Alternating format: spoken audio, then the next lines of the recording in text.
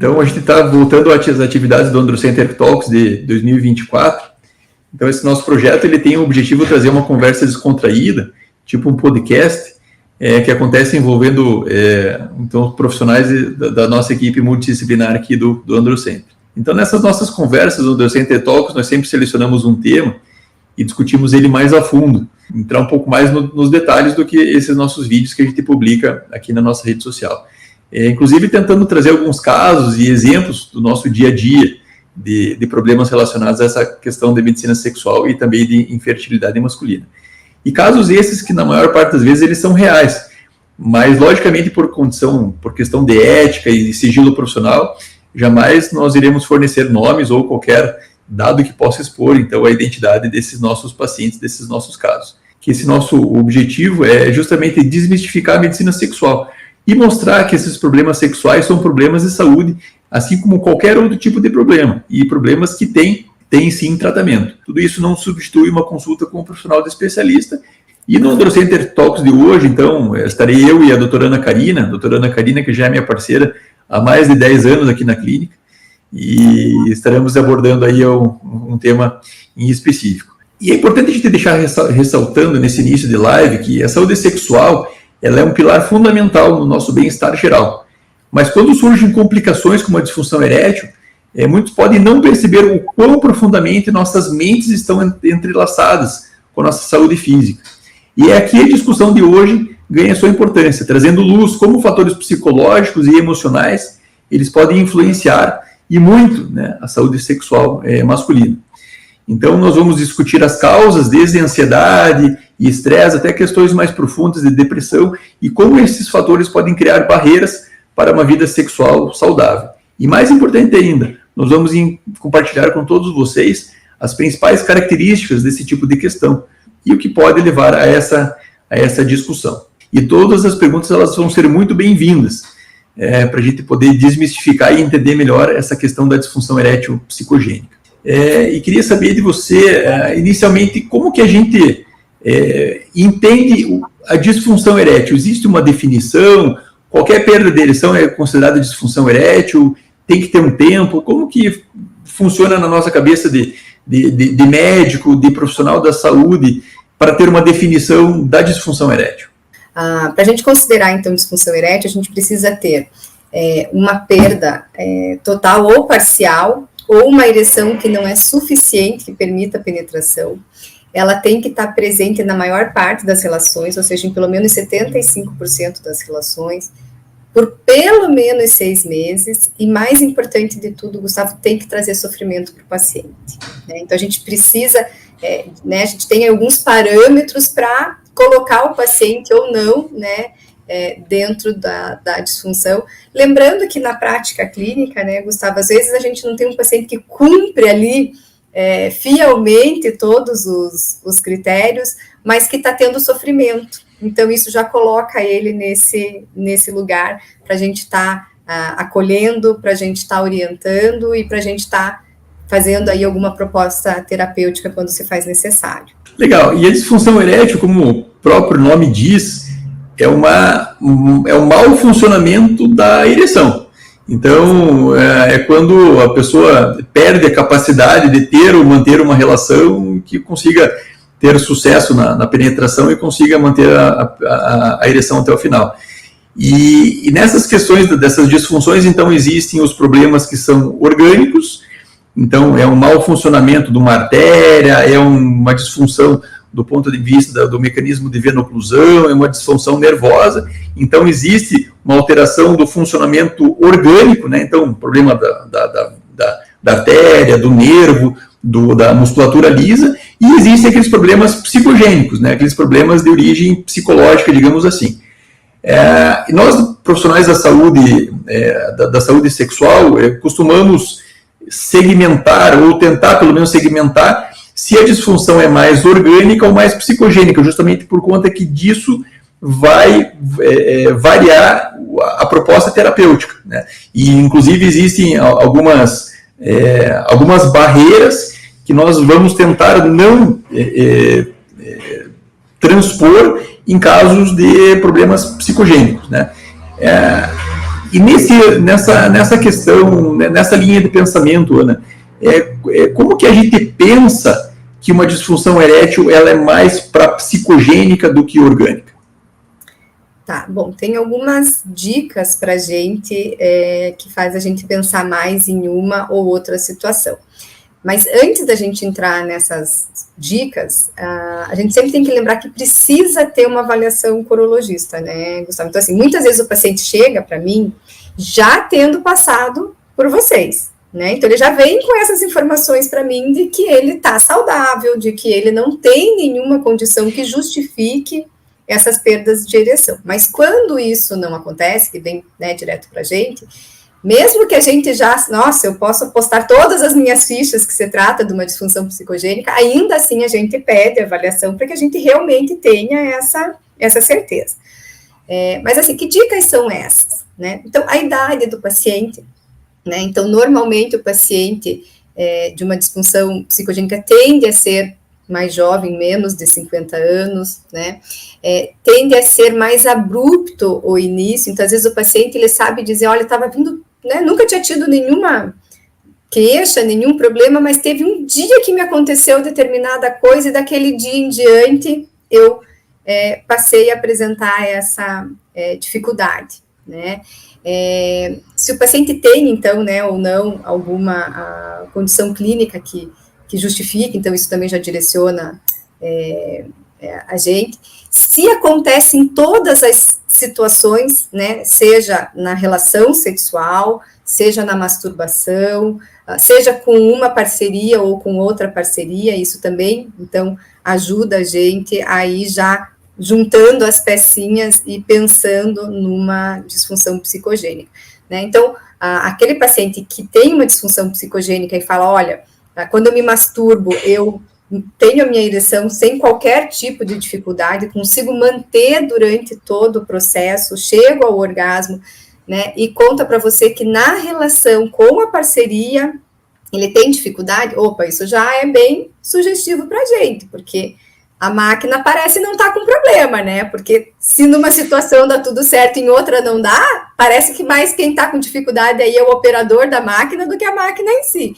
Então, são algumas diquinhas que já vão fazendo a gente aí imaginar que está se tratando de uma disfunção psicogênica. E existe algum exame que a gente pode fazer para diagnosticar essa disfunção psicogênica? Algum exame psicológico, algum exame de imagem? Quando a gente está na dúvida, assim, o que a gente pode fazer para poder levantar e trazer à tona esse diagnóstico? Uhum. Talvez a gente poderia inverter a pergunta, né? Você tem algum exame que nos auxilia a detectar que a gente tem uma causa orgânica que justifique? Aí até eu convido você a falar um pouquinho para a gente, né? Se tem algum exame aí ou não, Gustavo. Não, sim, tem. É um exame que a gente faz com uma frequência não tão grande, porque felizmente a gente consegue resolver alguns casos aí sem precisar ser muito invasivo. Mas então existem algumas situações onde a gente tem a dúvida aí se pode ser alguma coisa psicogênica, orgânica, ou então isso que a Ana Karina falou, de tentar trazer qual é a causa orgânica. Então existe um exame de Doppler peniano. Esse exame, bem da verdade, ele é um exame que ele não é muito novo, é um exame que começou a ser realizado lá na década de 80. Então já é um exame que tem perto de 40 anos aí. Entretanto, esse exame, por muito tempo, ele foi feito de modo inadequado, sabe? Então, é um exame que, por algum tempo, caiu no descrédito da comunidade científica, especialmente dos urologistas, mas, nesses últimos anos, ele sofreu algumas modificações, algumas padronizações bastante importantes, e que a gente começou a usar cada vez mais. Então, é um exame que a gente consegue diagnosticar e consegue avaliar, especialmente como que está a função hemodinâmica, a função vascular peniana. Então, a gente consegue ver como é que está o aporte de sangue, se está chegando sangue nesse pênis, a gente consegue ver se esse sangue está ficando represado no pênis, então a gente consegue identificar se o mecanismo de venoclusão peniano está funcionando. Então, porque a ereção nada mais é do que um estímulo nervoso que chega no pênis. Esse estímulo nervoso, ele relaxa a musculatura interna, a musculatura lisa interna dos corpos cavernosos. Esse sangue chega e esse sangue ele precisa ficar aprisionado. Então, é um mecanismo de venoclusão, é um mecanismo de aprisionamento de sangue dentro do pênis. Então, através desse exame do Doppler peniano, a gente consegue ver se o sangue está chegando e se esse sangue está conseguindo ficar aprisionado. A gente consegue avaliar a função arterial e o mecanismo de venoclusão, o mecanismo de fechamento das válvulas venosas penianas, né? E se a gente observa que o paciente tem uma disfunção erétil, ele faz um Doppler peniano e ele consegue, então, demonstrar que ele tem uma capacidade da chegada de sangue no pênis, da capacidade da apreensão do sangue dentro do pênis, então a gente acaba inferindo essa disfunção erétil a um problema ou neurológico da chegada do estímulo nervoso no pênis, ou então alguma coisa de origem psicogênica, alguma coisa está acontecendo no sentido de que essa ereção não está conseguindo ser mantida, especialmente por problemas relacionados a ansiedade, a uma descarga adrenérgica, e aí que entram as disfunções psicogênicas. Esse exame de Doppler ele tem desde que seja feito do modo adequado, logicamente, né? Sim. Ele tem uma grande chance de dizer pra gente se a parte orgânica está legal. A parte orgânica estando legal, a gente fala assim, eu acho que vale a pena você consultar com a nossa psiquiatra, a nossa profissional da saúde mental, que é a doutora Ana Karina, e aí que ela vai nos contribuir e nos ajudar no tratamento desses pacientes. Sim, então a gente tendo esses dados, né, Gustavo, para nos auxiliar a entender que, né, no exame veio tudo normal, é um paciente ígido, né, não é obeso, não é tabagista, não é etilista, não é usuário de outros tipos de drogas, de substâncias, né, não é diabético, não é hipertenso, a idade, então tem uma série de dados dessa história clínica do paciente, né, juntamente com a história, com a forma com que a disfunção acontece, que foram aquelas dicas que eu, né, comentei, ele está ali nas preliminares, a ereção está super potente, muitas vezes ainda nem chegou nas preliminares, está ali naquele namoro, naqueles malhas ali, né, ainda de roupa, a ereção está super potente, mas quando ele vai se aproximando de ir para a penetração, ele vai perdendo essa ereção, né, vem a cobrança, vem o nervosismo, vem o medo, então aí já vão dando dicas para a gente, né, tem a presença da ereção, né, matinal ali, noturna também, então, quer dizer, esse pênis tem a ereção, é um sinal também de que esse pênis está saudável, então essas dicas vão nos direcionando a gente realmente a construir. Então, pensando na psicogênica, a gente está falando de uma construção clínica e não de exame, seja de imagem, seja laboratorial, né? Já na orgânica, a gente tem aí alguns exames, então, que nos auxiliam para determinar, né? Deixando claro para todo mundo que esse exame do Doppler, que eu acabei me referindo, ele não é um exame obrigatório para a gente chegar no diagnóstico de uma disfunção psicogênica. É um exame auxiliar, mas o diagnóstico é um diagnóstico clínico. E aí a primeira pergunta, né? Então, o meu urologista diz que meu problema é psicológico, mas não acho que seja da minha cabeça. E agora? Então, isso é bem comum. Muita gente fala isso, né?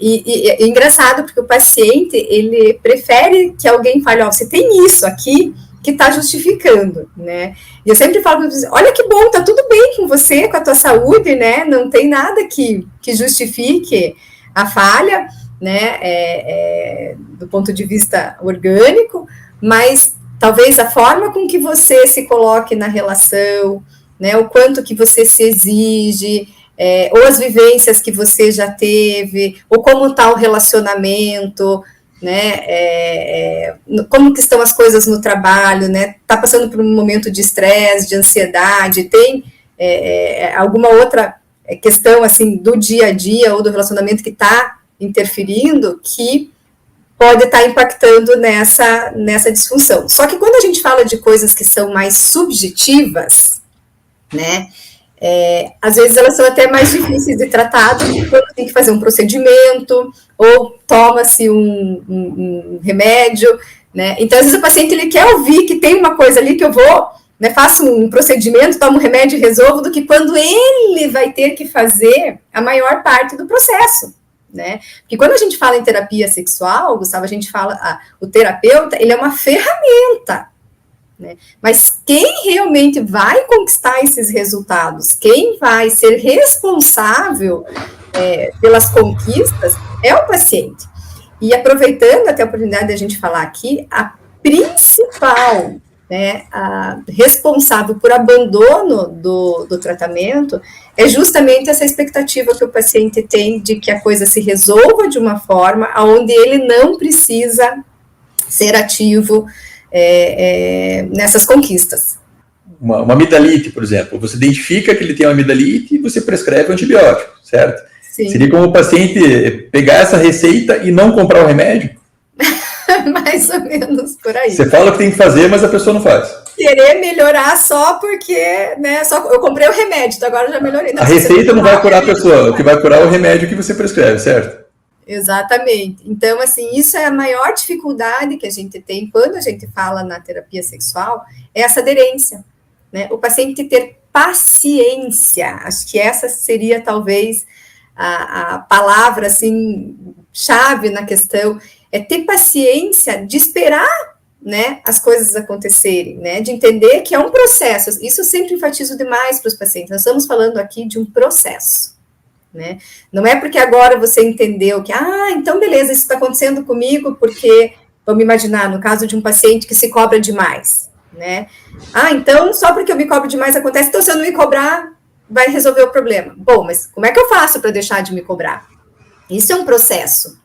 Então, essa transformação, aquilo que a gente precisa alcançar dentro da terapia sexual, que às vezes os pacientes não têm a paciência que deveria ter, não tem né, não é determinação, até a palavra que eu queria usar, mas assim, de se manter no propósito, porque às vezes exige, né? Exige bastante. Mas, doutora, eu sou formado, eu tenho pós-graduação, eu tenho mestrado, eu tenho doutorado, eu tenho uma empresa com 100 mil funcionários, a minha vida funciona tudo direitinho, nada está fora do controle. Mas por que quando eu vou para ter relação e meu pênis não levanta?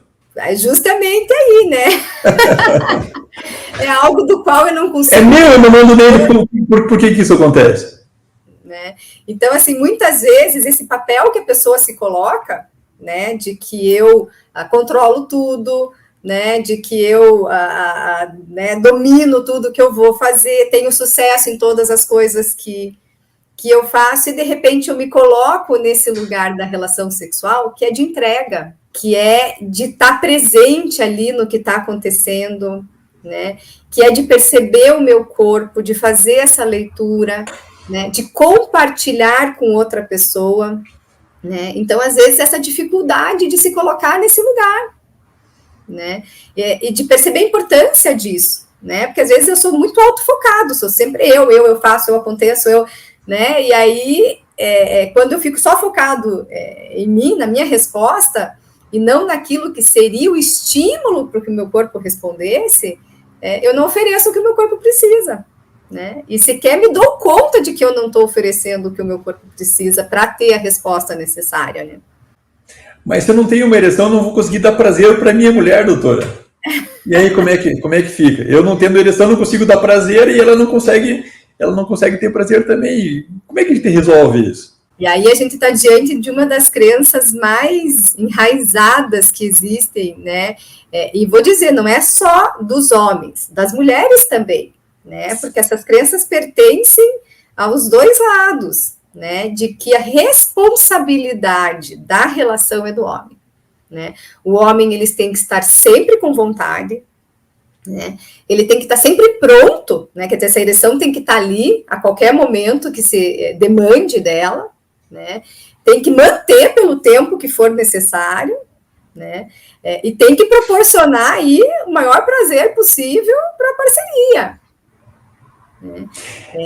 E a mulher também acredita nisso, então não é só o cara que se exige isso, né? Mas a mulher também acredita que esse parceiro tem que estar ali o tempo todo disponível, que essa ereção tem que estar sempre presente, tem que durar pelo tempo que for, e se ela não gozou e não foi gostosa, é porque o cara não proporcionou isso para ela, né? Então... E existem dois pontos importantes que a gente tem que abordar. A primeira coisa, a ereção é um mecanismo passivo.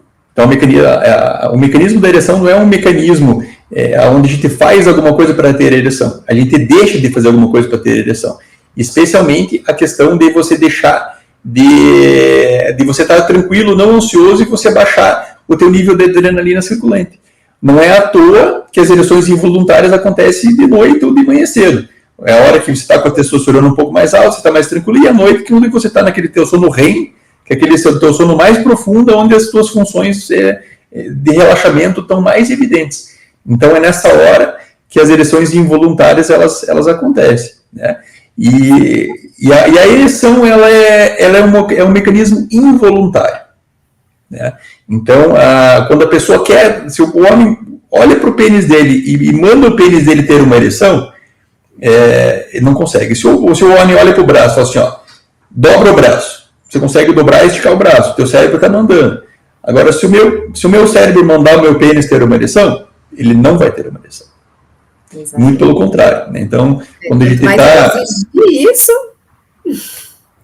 E a descarga adrenérgica, que é aquela liberação da adrenalina no nosso sangue, ela vai fazer com que ela piora mais ainda as coisas, porque a adrenalina ela prioriza que o sangue vá para o nosso coração e para o nosso cérebro e para os nossos músculos, né? E aí esse sangue, para ir para a cabeça, para o nosso cérebro, para os nossos músculos, existe uma vasoconstricção das nossas artérias, das nossas vísceras, que é da onde sai o sangue para poder priorizar, né, para essa questão da luta ou da fuga, né.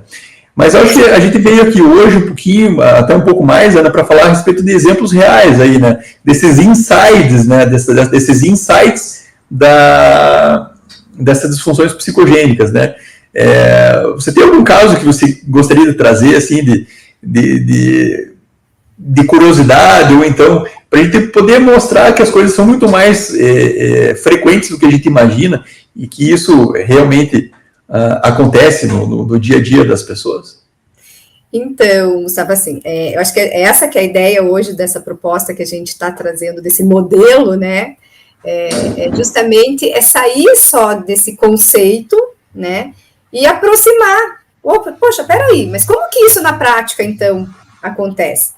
E também da gente entender que cada paciente vai ter uma história e uma forma daquilo se apresentar. Então, por exemplo, eu vou trazer um caso aqui que é interessante para a gente estar ilustrando, e a gente vai perceber claramente que, nesse caso, a gente vai ter algumas questões ali que se fazem presente, mas que não é tudo que a gente comenta que podem ser gatilhos vão estar presentes. Então, porque cada caso vai ter, né, gatilhos que fizeram com que aquela disfunção se fizesse presente. Então, eu estou falando de um paciente jovem, né, 48 anos, já teve outros casamentos prévios, está numa relação agora há 2 anos, com uma parceira de 41 anos, então a gente tem aí uma diferença de 7 anos entre eles, uma parceira que também já foi casada, que também tem filhos. Ele é um cara rígido, né? Então ele é magro, não é tabagista, não consome bebida alcoólica de forma abusiva, nem algum outro tipo de drogas. De comorbidades, ele é um paciente que tem epilepsia, né? Desde o início da infância, uma epilepsia grave, né, que faz uso de medicação ao longo de toda a vida, então e não apenas de um anticonvulsivante, mas combinação de anticonvulsivantes, porque ele realmente tem um quadro grave de epilepsia, né? Então, mesmo tratando, ele não consegue ter um controle, de tempos em tempos ele tem crises convulsivas, tá? Ele é um cara que trabalha no comércio, né? Tem um hábito aí, né, de dormir normalmente ali por 11h30, meia-noite, e 2 vezes por semana, dentro do trabalho dele, ele precisa acordar às 3h30 da manhã. Então, ele não consegue nesses dias dormir mais cedo, porque ele já está acostumado a dormir ali perto da meia-noite, mas 2 vezes por semana ele tem que acordar bem cedo, que dá ali para ele umas 3h30, 4 horas de sono. Essa parceira é uma parceira ativa, né, que se comunica sexualmente, que quando está com vontade, toma a iniciativa, né, então pede por sexo, e é uma parceira que gosta de sexo, então ela procura com frequência. Eles não moram juntos, eles só namoram, então normalmente eles se veem de sexta a domingo, no final de semana. Então, ou um vai para casa do outro, né, e passam o final de semana juntos. Sexta-feira é um dos dias que ele precisa acordar às 3:30 da manhã. Então, é um dos dias, então, de quinta para sexta, ele dormiu muito pouco. Mas ele se encontra com a parceira na sexta-feira. Qual que é a sensação que ele tem de obrigação na cabeça dele? Poxa, fiquei a semana inteira sem encontrar minha parceira. Eu preciso ter relação com ela hoje. Vou ter que desempenhar hoje. Mas ele está cansado. E ele comenta que nesses dias ele se percebe muito agitado, né? Então, com a cabeça, com o pensamento muito acelerado também, né? E ele tem tido perdas de ereção, que às vezes acontecem durante as preliminares, às vezes acontece assim que ele vai iniciar a penetração, às vezes acontece durante a penetração, quando ele já estava penetrando, às vezes ele nem consegue ter ereção. Então, se enquadra em todos esses formatos, né? E mais ou menos tem acontecido em 50% das relações. Ele fala que quando acontece de perder, ambos acabam investindo de novo.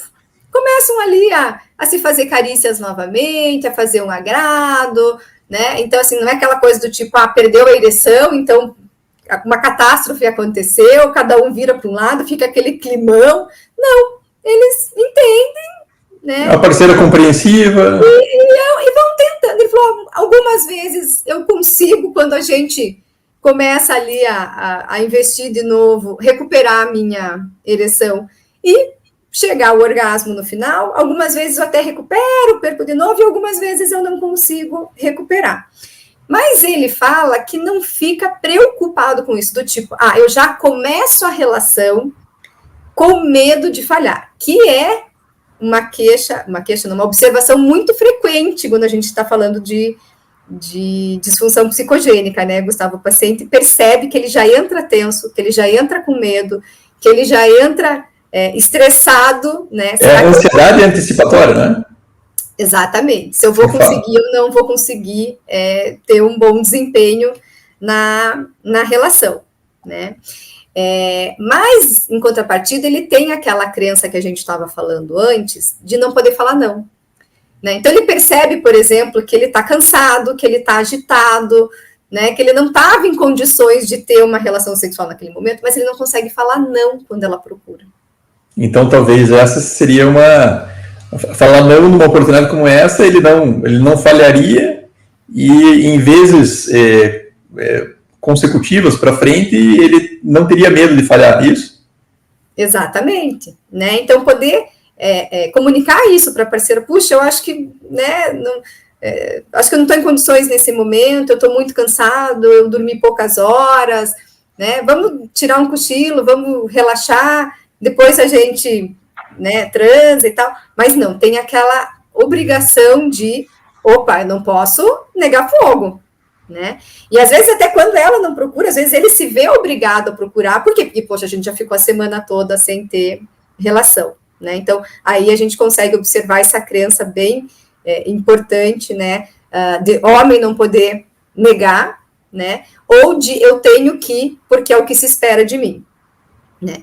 Depois que, desculpa. Não, pode continuar, tá perfeito. Eu ia falar assim, depois que eles dormem, no sábado, normalmente a relação acontece de forma bem satisfatória. Porque aí eles dormiram, descansaram, né? É final de semana, não é dia útil, né, de trabalho para os dois, e aí eles estão naquela condição favorável para que a relação aconteça de forma satisfatória. Então, no sábado, no domingo, ele já percebe que as chances são maiores dele ter um bom desempenho sexual, né? Então, a gente consegue perceber aí nessa história o quanto que o trabalho pode interferir, o quanto que o sono pode interferir, o quanto que quando eu me proponho a ter relação e não estou com desejo, interfere, né? Então, ele comentou também que teve algumas situações que ele se masturbou durante a semana, né? E que ele não teve qualquer tipo de dificuldade para ter a ereção, para manter a ereção, para chegar ao orgasmo. Essa queixa, só esqueci de comentar, vem acontecendo tem uns 3, 4 meses, né? E quando ele foi se masturbar, eu perguntei, tá, mas o que te motivou a ir se masturbar? Porque às vezes vai se masturbar para se checar, né, Gustavo, que a gente sabe disso também. Ele falou, não, eu me vi com vontade, eu me vi com desejo. Então, assim, o que a gente já tem aí de informação importante, né? Quer dizer, o que me levou àquilo? Estar com vontade, estar com desejo. Né? Na sexta-feira à noite, depois de um dia estressante, de acordar cedo, talvez ele não tivesse com tanta vontade assim, né?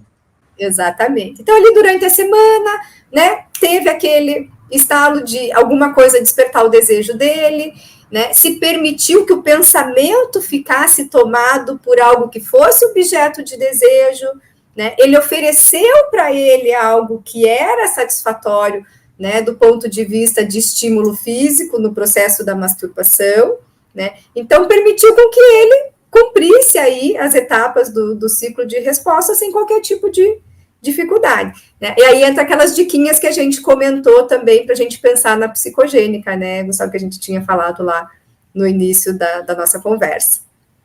Bom, lembra quando você fez a brincadeira, né? Se eu mando a mensagem para eu abrir a mão, fechar a mão, mexer o braço e ele responde, e o pênis, não basta eu falar para ele fique duro, ele responde a estímulos, né? Então, se eu estou num relacionamento que às vezes eu não sinto mais atração e interesse por aquela pessoa, né? Ou estou interessada por uma outra pessoa, ou alguma outra forma de me relacionar, e eu não ofereço para o meu corpo esses estímulos que eu preciso para que ele responda, eu vou apresentar uma disfunção também, né? Então, seja porque na relação não está interessante, ou porque aquele estímulo, né, aquela forma de me relacionar também não está sendo suficiente para que eu ofereça os estímulos necessários e o meu corpo esteja respondendo. Uma sequência, digamos assim, de eventos sexuais que acontecem, que a gente chama de ciclo de resposta sexual. O ciclo de resposta sexual, tanto do homem quanto da mulher, antigamente acreditava-se que eles eram iguais, mas hoje a gente sabe que eles não são. Mas o ciclo de resposta masculino, ele começa com o desejo sexual. Então, o homem ele tem que ter uma vontade de ter um relacionamento. Depois da vontade do relacionamento, aí vem a parte da excitação, que no homem é representado pela ereção, que é o que a gente está falando agora. Na sequência, depois de uma ereção, ele pode ou não ter um orgasmo, e depois de um orgasmo ele tem a resolução, que é aquela sensação de bem-estar que dá depois do orgasmo. Então, para o homem ter uma ereção boa, uma ereção de qualidade, ele precisa do desejo sexual. Então, ele precisa estar tendo uma vontade de se expor ao cenário sexual, e ele precisa, digamos assim, querer ter aquele relacionamento para poder ter aí a sua ereção. Então, qualquer coisa que afete essa parte do desejo sexual, dessa primeira fase do ciclo de resposta, né, seja ela, então, uma falta de vontade de se relacionar, ou então alterações hormonais mesmo, né, alterações de testosterona, alterações de hormônios tireoidianos, ou então do hormônio da prolactina, isso pode fazer com que essa fase do ciclo fique prejudicada, e aí fazer com que ele não consiga passar para a próxima fase, digamos assim, né, que seria essa fase da excitação, que no homem, ela é representada pela ereção. Sim, e até aproveitando, Gustavo, esse paciente que eu trouxe de exemplo, e foi uma das coisas que eu escolhi esse caso, a gente tem muito essa ideia da medicação sendo responsável por disfunção, né? E realmente, nós temos muitas situações onde o uso de um medicamento, né, seja às vezes um anticonvulsivante, um antidepressivo, um estabilizador de humor, outros medicamentos, sendo responsável por uma alteração em alguma das fases do ciclo de resposta. Mas no caso desse paciente, você veja, ele toma medicamento, né, eu expliquei mais de um anticonvulsivante, desde a infância, né, e ele teve uma vida sexual saudável até esses últimos 3-4 meses, onde apareceu aí essa queixa, né. Então, mesmo em uso de medicação, ele nunca tinha se queixado. Então, a gente pode afirmar que essa situação dele não se deve ao uso de medicamento, né? Então, para a gente ilustrar também, porque às vezes a gente sempre, não, tem medicamento na jogada, ele vai levar a culpa, né? E nem sempre, né? Então, às vezes, o paciente pode usar. E teve uma outra coisa interessante que o paciente contou, que a parceira sugeriu, num determinado momento, até meio cautelosa, envergonhada, que eles usassem sexy toys, né? Os brinquedinhos. E ele se sentiu incomodado, né? Então, ele ainda de uma educação, de uma crença de que o uso, por exemplo, de um vibrador iria substituí-lo na relação, né? E até aquela ideia de que quando a gente fala em brinquedinho, a gente está falando exclusivamente em vibrador, e hoje a gente sabe que a gente tem aí uma versão enorme de possibilidades, e mesmo se tratando do vibrador, ele não entra para substituir, né? Entra como algo para agregar, né? Para trazer mais possibilidades de repertórios, né?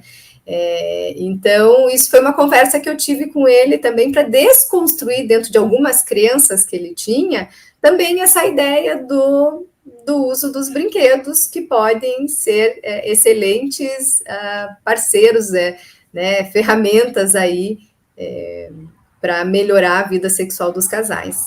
Quando uma pessoa falha uma vez, é garantido que ela vai falhar mais uma vez? Quando a gente está pensando em alguma coisa de disfunção psicogênica? Aí até tem a correlação ao diagnóstico, né, de falhar de vez em quando, às vezes não, de falhar sempre, né? Até isso traz para a gente uma suspeita de um diagnóstico, né? Você Sim. pode falar disso aí para a gente? Bom, falhar, né, Gustavo, é a coisa mais comum, pode acontecer para todo mundo em qualquer Somos humanos. Fase da vida, né, em qualquer setor da nossa vida, mas estamos aqui falando da questão sexual. Não então, falhou a nossa live agora no comecinho, né, que estava interferência, né, ficamos quase uns 10 minutos e fala, e vai para lá, vai para lá, tipo, a gente planejou, foi tudo direitinho e tal, falhou. Né? A gente podia muito bem ter desistido, falar assim, ó, nunca mais vamos fazer Androcenter Talks, pô, fomos lá, preparamos tudo direitinho e tal, pô, passando 10 minutos que o negócio não funcionou direito. Estava escutando uma voz de algum lugar, tá, deve estar louco, não sei o que está acontecendo, né, falhou, então não vou mais fazer. Né? Então, falhar de vez em quando é normal, a gente só não pode desistir, né? É normal, o que eu sempre falo para meus pacientes deixa eu parar e pensar, por que será que ela aconteceu? Se a gente parar e olhar, a gente sempre vai achar uma justificativa, uma causa. E quando eu percebo que tem uma causa, isso me... tá, então eu entendi por que aconteceu. O problema é quando eu acho que eu estou com... né, que eu falei porque eu estou com um problema. Né? E se eu estou com problema, eu vou ter esse problema outras vezes. Né? Então, se eu entendo que eu falei como esse paciente porque eu estou cansado, né? Porque eu tive um dia de trabalho intenso, porque eu dormi pouco, opa, tá aí a resposta, eu sei o porquê. Né? Dentre tantas outras razões que podem levar. Né? Mas o que muitas vezes acontece é que diante de uma falha, e que eu simplesmente olho só para a falha e fico com medo de falhar de novo, a gente começa a estabelecer o que a gente chama de ciclo da falha, né? Então, eu começo a antecipar o meu fracasso. Antes mesmo de eu começar a relação sexual, eu já estou preocupado com medo que eu venha falhar, né? Isso vai desencadear em mim emoções negativas. Por quê? Porque eu já vivenciei isso antes, né? Eu acesso essas emoções negativas nesse momento. Isso vai fazer com que eu fique hipervigil, com que eu comece a me checar, né? Então, eu falo para o paciente, ele já, nesse momento, o que ele começa a fazer? Ele começa a olhar para o pênis, a tocar o pênis, para checar o quão duro esse pênis está, né? Ele se desliga, então, dos estímulos sexuais, que seria o que está acontecendo ali, né? Tá focado naquilo que é objeto de desejo para mim, tá focado nas carícias, nos toques, nas sensações, em todos os sentidos que estão envolvidos ali, e eu vou passar a ter, então, uma menor resposta sexual. Por quê? Porque eu não estou mais vivenciando aquela experiência, né? Eu estou me checando, né? E aí acontece a falha sexual, né? E eu vou gerar preocupações e medos que numa próxima oportunidade que eu vou me expor, de novo, eu começo a antecipar essa falha, né? E aí fica muito claro da gente perceber esse ciclo, e sempre que ele se faz presente, infelizmente, a gente vai ter a falha aí se concretizando e reforçando mais uma vez. E a nossa ideia, pessoal, é a gente fazer uma live pelo menos uma vez por mês, sabe? Para manter um pouco mais dessa interação. E esse tema da disfunção psicogênica ele é tão interessante que a gente poderia retomar no nosso próximo encontro. E aqui embaixo, nos comentários desse vídeo, vocês podiam deixar as suas sugestões, né, de temas específicos dessa disfunção psicogênica que a gente poderia abordar no nosso próximo encontro. Né? Hoje, acho que foi a nossa primeira, a gente acabou conceitualizando bastante, explicando como que funcionaria, né? Isso até tomou um pouco mais do nosso tempo também, então a ideia é que na sequência a gente vá sendo um pouco mais direto para ir apontando essas diferenças, né? E trazendo mais para a realidade.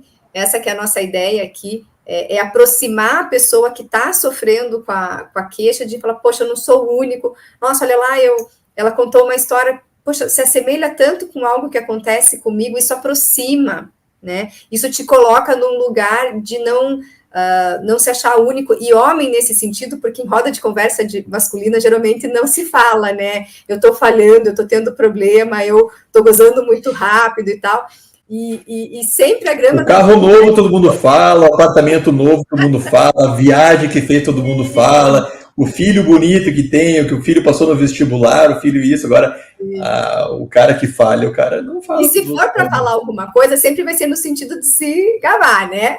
O quanto que eu sou bom, o quanto que eu agrado, o quanto que eu sou isso e aquilo. E aí, às vezes, a pessoa se coloca... Meu pênis é maior que o de todo mundo, né? Vou engrossar o pênis, vou ficar o pênis mais grosso de todo mundo, né? Exatamente. Então, sempre se coloca de achar que é o único, que só com ele que acontece isso, né? Então, quando a gente traz isso aqui, a nossa ideia é de humanizar mais, de aproximar, de acolher, né? De mostrar, olha, isso tem essas formas de acontecer, mas tem uma maneira da gente estar auxiliando e mostrar para o paciente que o mérito maior do sucesso do tratamento é dele, né? É ele que vai ter que fazer isso acontecer. A gente é só uma ferramenta que vai estar Não adianta pegar a receita do antibiótico e não tomar, né?